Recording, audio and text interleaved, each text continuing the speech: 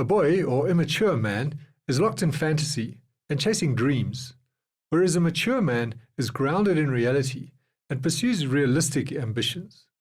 If you don't learn the difference, you may never realize your potential, or worse, you might self-destruct. Another way to state this is that for men to grow up, they need to grow down. Growing down means sometimes doing the hard, the boring, the mundane, the ordinary.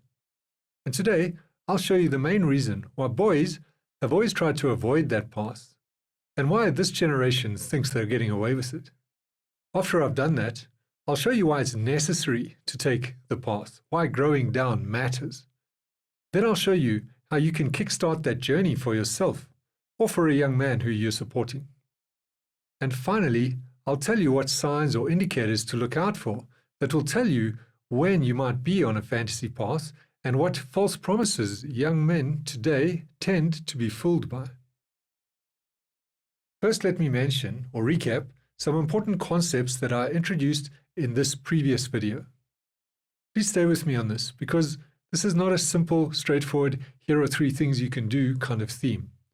The better you understand the background, the better you can apply it to your life. And we will get to that. I'll translate all of this for you into practices that you can take away. So you could skip there if you want to by looking at the chapter markers, but I would encourage you to give up 2 or 3 minutes of your life to get a deeper understanding of something that will make a massive difference. Now, in that previous video, I talked about how important it is for young men to understand the difference between fantasy and reality. I talked about vertical boy energy that reaches up into heaven and has its head in the clouds, the place of dreams and fantasies, while mature male energy is horizontal. It walks the plane of the earth, it takes 2 steps forward, gets knocked back 3, and goes again. I showed how the boy energy is about self, and the mature male energy is about sacrifice. I introduced the psychoanalyst Carl Jung's terms for these too. Puer for boy, and senex for mature male. Puer is the Latin for boy. It's where we get the word puerile, which means childlike. Senex is the Latin for wise old man, and it's where we get the word senator. And then Jung coined the term puer eternus, meaning eternal boy. In other words, a boy who doesn't grow up, or a man stuck in boy energy, which we also know as the Peter Pan syndrome. I talked about how destructive that syndrome can be, because if you don't achieve your fantasies by 40-ish, and here's a clue, if they're fantasies, you won't, then you might not be able to bear the shame, and you will very likely self-destruct. So, not growing up, remaining stuck in boy energy with your head in the clouds, is a dangerous path. Growing down, on the other hand, is a difficult path, but it's a more rewarding one. In today's world, we're stuck in a fantasy culture with a bunch of boys, not quite men, mostly represented by the very common desire to become the next gazillionaire tech bro. And why that one? Because it looks like an easy path. It's full of temptations. If not rule the world Elon Musk style, then at least get that 7-figure exit, retire early, and do nothing. Who wouldn't want that? No wonder young men are not queuing up to take the growing down route. It looks dull and boring, and it's certainly not easy. Would much rather shoot for the stars than walk the plane of the earth. In fact, that's why in traditional settings, boys didn't have a choice. Growing down was initiated by a violent act in which the men would tear the boys away from their mothers. And why that? Because mothers tend to your creature comforts. They nurse you gently, they favor feelings over discipline, and all that keeps you tied to the soft comforts of the home. When you're wrapped up in mother energy, you don't want to get out of bed. You're like this guy. What's that? I've got to go to war. What now? Oh man, I've just started this thing on Netflix and that. Oh. Fathers, on the other hand, care less for your comfort and more for your discipline. They come in and rip off the duvet and haul you out of bed. They want to make you strong, tough, focused, ready to take on the challenges of the day. Fathers are more like this guy. If you make your bed every morning, you will have accomplished the first task of the day. In our society, we've become all about listening to the mothers. Mothers keep their sons away from the harsh discipline of men. We see a lot of this today, where mothers want to protect their sons from the rough male energy of their fathers. Here's how it happened in traditional tribal societies. In those societies, boys lived with the women and had their needs taken care of by the women until they reached puberty. Then, at some point, those teenage boys were plucked by men from the comforts of their mother's home. In some cases, the mothers would put on a big show of wailing to make it more dramatic and frightening for the boys, although probably many of them did mean it. Mothers really do want to hold on to and protect their sons. Then those boys would be taken through an ordeal, exposed to hardships like sleeping out in the open, not getting fed at the regular times, or not being fed at all for a period of time. They would be exposed to dangers like wild animals or having to jump off a cliff. They might even have had to hunt for their food. The end of the process would often be marked by a wounding of sorts, like a piercing or circumcision. The main objective of that ordeal or initiation was to sever the boy's connection to and reliance upon the soft, nurturing comforts provided by their mothers and expose them to the harsher, more sterile nurturing of men, which got them in touch with their inner resources of courage and resilience, and which they would need for their roles as providers, protectors, and guides. I live in South Africa, and here there are still initiation rituals like the ones I've just described. Each year, near the beginning of winter, because why would you want to make it too comfortable for the boys by doing it in summer, the initiation season opens with an announcement. It's frightening for the boys. They spend time alone without provisions. They get circumcised, and some even get infections and die. It's not a trivial exercise. And here's why initiation and growing down matters. I've been through 2 initiation-type exercises in my life, one during my compulsory military service, and one later on as part of the Mankind Project. They were 2 of the most important and transformational experiences I've ever been through. Both were a little frightening, extremely challenging, and both helped me to find parts of myself that I never would have found otherwise. And apart from helping them to find those inner resources, initiation also shifted those boys' mindsets from one of prioritizing their individual needs and wants to being ready to make a contribution to the broader tribe and to accept their responsibilities towards that tribe. Usually those responsibilities would thrust the boys into tough, demanding roles like being a hunter, a soldier, a farmer, a husband, a father. And here's where we bring it back to our theme of fantasy versus reality and vertical versus horizontal energy. Because you can see that there was no room for fantasy in all of those roles. You had to be realistic, practical, grounded. You had to walk the plane of the earth. You couldn't lead your tribe off on the basis of a fantasy. The novel, and recently turned into a TV series called 100 Years of Solitude by Gabriel Garcia Marquez, shows what can happen, what chaos and madness can happen when a dreamer does lead a tribe in search of a fantasy. Also important is to see that in all of those roles that men were given, there was a level, firstly, of risk and danger, and secondly, which is really important for you guys watching this, of self-sacrifice. Because who of you young guys are willing to do self-sacrifice? Let's be honest. You guys are more like that guy we saw earlier who gets told he has to go to the army while he's wrapped up in bed. In days gone by, that self-sacrifice meant giving up on personal dreams to serve and protect the tribe. If the boy had dreams of being an artist, for example, he might be sent to join the shaman, or he would have to channel that creativity into more constructive pursuits, maybe carpentry. He might even have to give them up entirely, as many men throughout history have done. And this kind of grounding is important because without it, men can develop that Peter Pan syndrome, which Carl Jung called the pueriturnus syndrome. They are men who never grow up because they're not able to give up on their fantasy and not able to sacrifice any part of themselves or their dream, and so they become unable to commit to a path, to a job, or to a woman. They keep believing that there's something better out there or some easier option out there, so they bounce from one new idea to the next. They don't learn that it's the perseverance and the limitations that matters, that deliver both success and meaning. Instead of hearing the voice of the father, which advocates discipline and resilience, all that walking plane of the earth stuff, they keep hearing the voice of the mother, which says, "Don't worry, my boy, you can stay in bed, wallow in your feelings, cling to your creature comforts, and I'll take care of you." They are literally man-children, and very often they'll find a woman to take care of them. And they'll easily be able to do that because of their strong connection to and dependence on the mother and their own sensitivity and intelligence. They'll know how to talk to women, and they'll easily hook those women into taking care of them. The series Dirty John with Eric Bana is a prime example of the worst kind of this man. You'll also find that they're big talkers. They make big promises, which they can seldom fulfill on. Of course not. They're all based on fantasy. And doing this, they fail to build a track record until one day it all catches up with them. Then they either become even bigger storytellers and ultimately con men, or they find ways to die. And I mean that quite literally. They take up dangerous sports or hire someone to kill them. I've talked about this and given actual examples in some of my other videos. So, guys, I'm sure you don't want to go down that path.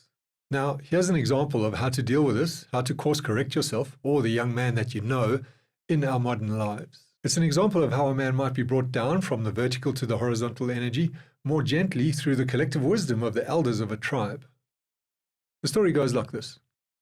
On one occasion, I was invited to give a talk in Cape Town, and I was flown down and got picked up by a limo at the airport. And the limo driver shared with me his story.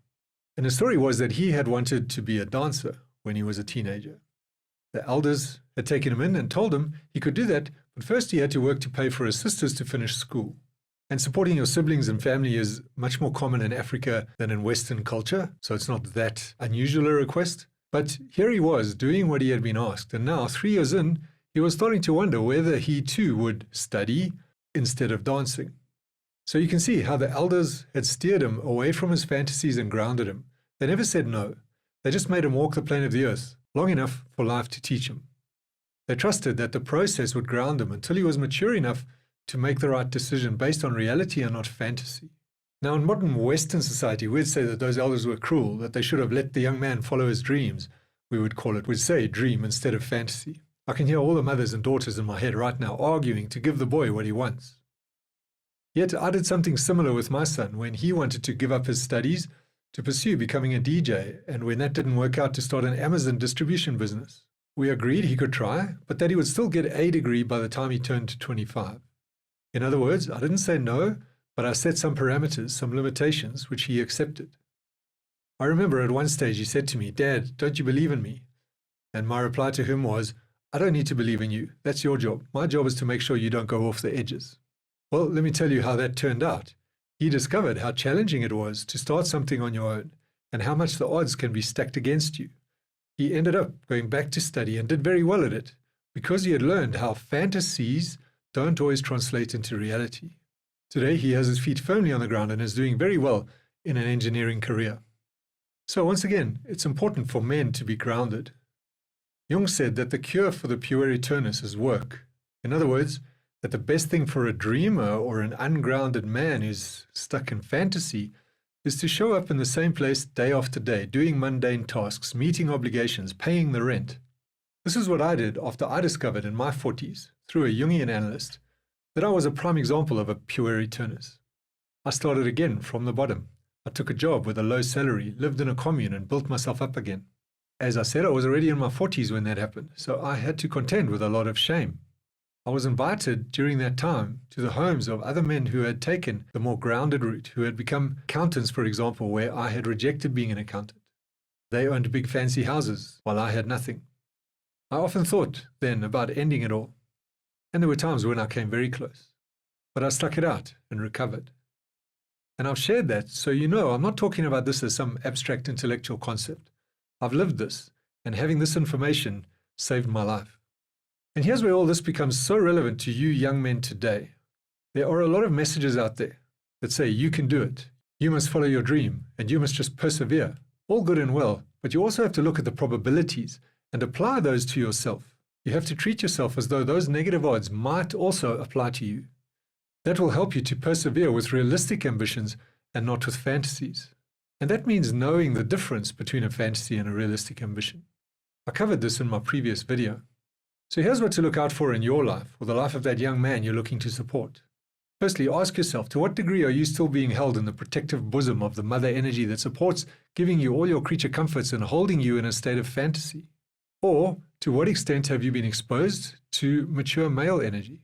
There are not the same constraints on young men today as there were in the past. Young men are living at home for much longer. In the past, you were kicked out of the home. I understand that economic realities have shifted, but if you're staying at home, make sure you're paying your way, your rent, and all your living expenses. And any parents who are supporting a young man ought to be aware of this too. To support you best, they should set limitations. Paying the rent is one. Setting a time limit on the arrangement is another. Like, you can live here for 6 months or a year or until you have a job. Although waiting till you have a job could lead to all sorts of excuses. So no, more like a time limit, a year. And that will force you to find the job that will support you to get out. And it will be grounded in reality. It'll be about your real potential, not your imagined fantasy potential. And then you will be put onto a path and you'll be forced to walk that path and discover yourself in reality, not in fantasy.